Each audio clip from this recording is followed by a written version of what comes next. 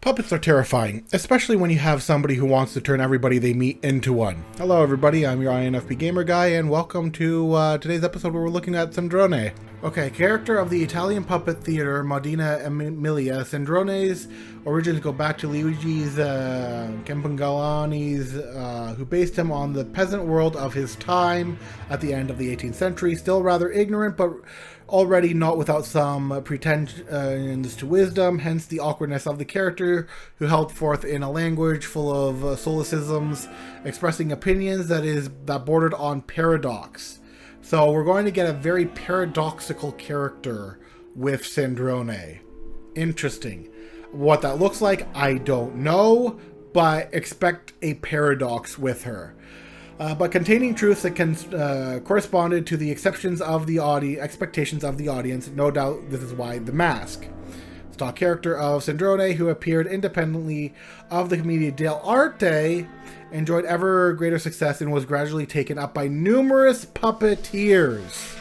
So puppeteers took great interest in Sandrone. One of these was Giulio Preti, son-in-law of Luigi who endowed the character with traits that drew audiences. His costume was a typical peasant, a woolen cap with a red and white stripes. Well, we've got red and white. We have, in fact, red and white. A striped stocking breeches, a dark coat, and a spotted waistcoat. His physical features are also those of peasant gray hair, a large gnarled face, a big mouth with teeth missing. Sandrone is impetuous and sincere, rather rough in his manners, but without a trace of vulgarity or unkindness, and is ready to take the part of the weaker. Giovanni Caviccioli, who has studied the character of Sandrone with passion, claims that in reality, Giulio Preti made the character like himself, calm, patient, and tolerant, but not disposed to put up with injustice or abuse of power. Giulio's Petri Sandrone does not indulge in political satire, does not touch on religion, and the only targets of his jokes are mostly obvious, commonplace social differences. Preti gave Sandrone a wife. So I'm going to assume that this is supposed to be kind of like the husband and wife duo thing going on. A little weird, but all right. A plastic countrywoman and a son who nearly always finished his scene with a stick in his hand, ready to strike in every direction. Filippo Cuscioli moved the puppet Sandrone into the town and set him alongside the young Fagiolino, a superficial character but spontaneous and sympathetic one, always ready to defend the weak. Okay, so Sandrone is represented as a peasant who's crude, clever, and cunning. He's seen as a spokesman of a humble person who are ill-treated, eternally hungry, and always using tricks to make ends meet. Interesting. Initially, these characters were presented as puppets. Beginning in the late 19th century, the three were represented as male actors known as the Polonia.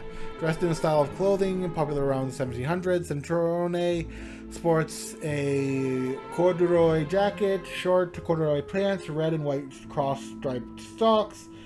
Yeah, well, we've got red and white, definitely. His wife, Polonia, wears a white hat and ankle-length dress decorated with brightly colored flowers.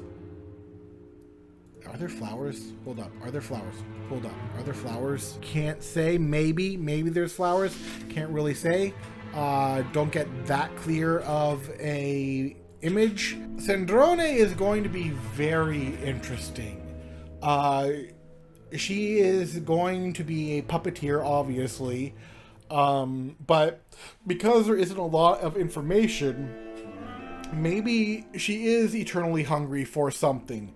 It might not be food, but she might be based around like the common people, and maybe her vocabulary and everything isn't as refined as everybody else's, and maybe she is more interested in what the puppets are able to do. But this is the character who is more on the side of like the poor and the common man from what I'm reading, yet she might be extraordinarily cunning, tricky, and potentially malicious from the rumor mill.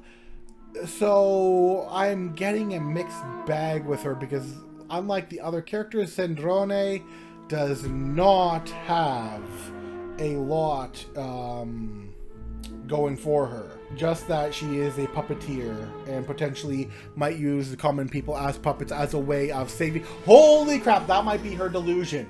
She is using the common people as puppet, turning the common people into puppets as a way to save them from life or save them from their poor situation. Holy crap, that might be the case. She might be the character who, in the name, her delusion is the name of the game is I am saving these people by turning them into puppets. And that thought is terrifying, but I don't know if it's true. And considering the fact that she'd probably be willing to turn a harbinger into a puppet is also kind of terrifying, and yeah, a lot of implications. Anyways, that has been it for this episode. If you liked it, be sure to like, share, and subscribe. Tell me what you think. I'll see you guys next time. Bye.